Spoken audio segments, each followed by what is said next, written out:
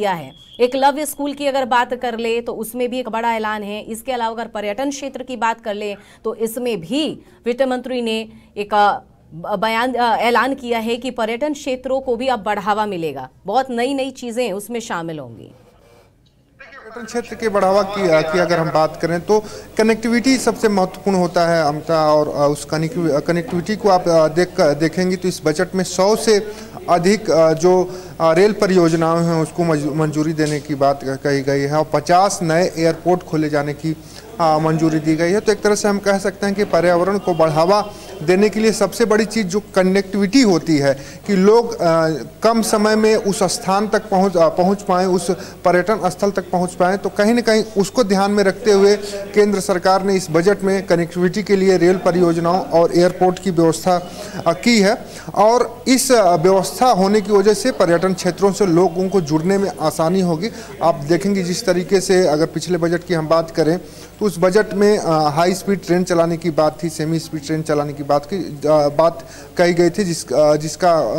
पर कार्य चल रहा है और वंदे भारत जो एक्सप्रेस है वो चलाई जा रही है। तो एक तरह से हम कह सकते हैं जो 100 नई रेल परियोजनाएं शुरू होंगी और 50 जो नए एयरपोर्ट शुरू होंगे, उससे कहीं ना कहीं जो पर्यटन स्थल है उससे कनेक्टिविटी मिलेगी और पर्यटन स्थल का जब बढ़ावा होगा तो लोगों को रोजगार भी मिलेगा और लोग रोजगार से उस पर्यटन स्थल से जुड़ पाएंगे। जी, सवाल यहाँ ये भी बनता है कि किसानों के लिए तो एक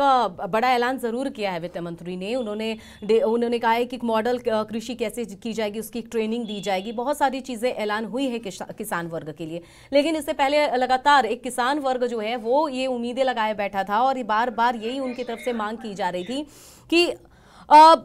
जो उपकरण है कृषि में, जो इस्तेमाल होने वाले उपकरण है वो बहुत ज़्यादा महंगे आते हैं और ऐसे में क्या होता है कि किसान वर्ग उसको खरीद नहीं पाते हैं महंगा होने के कारण, और उन्हें खेती करने में काफ़ी दिक्कतें आती है। लेकिन रोजगार है, रोटी के लिए तो रोजगार करना पड़ेगा, तो वहाँ उन्हें चुनौती का सामना करना पड़ता है। लेकिन इस बजट में ज़रूर ट्रेनिंग देने की बात ज़रूर की जा रही है, लेकिन जिस चीज़ से वो उम्मीद लगा बैठे थे ऐसा कुछ भी देखने को नहीं मिला इस बजट में कि उनके लिए कुछ चीज़ें सस्ती हो जिसके लिए उनके लिए खेती करना बेहद आसान हो जाए।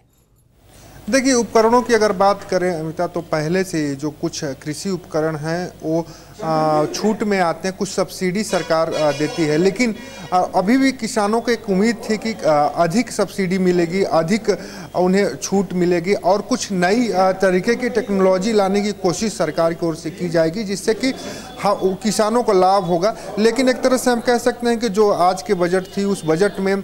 किसानों को ध्यान रखा गया, लेकिन जो उम्मीद किसान लगा कर बैठे थे उस उम्मीद पे कहीं ना कहीं बजट खरा नहीं उतरा है। अब देखने वाली बात होगी जो ट्रेनिंग की बात कही गई सरकार की ओर से बजट में कि ट्रेनिंग कराया जाएगा किसानों को, उस ट्रेनिंग के माध्यम से जोड़ा जाएगा, तो उस ट्रेनिंग में क्या कुछ खास होगा, किस स्तर की ट्रेनिंग होगी, जिला स्तर की ट्रेनिंग होगी, प्रखंड स्तर की ट्रेनिंग होगी या प्रदेश स्तर पर ट्रेनिंग होगी। देखिए, बजट में घोषणाएं हो जाती है लेकिन सबसे बड़ी चीज़ अमिता यही होती है कि उसको धरातल पे सरकार कैसे उतारती है, धरातल पे वो कितना काम कर पाती है।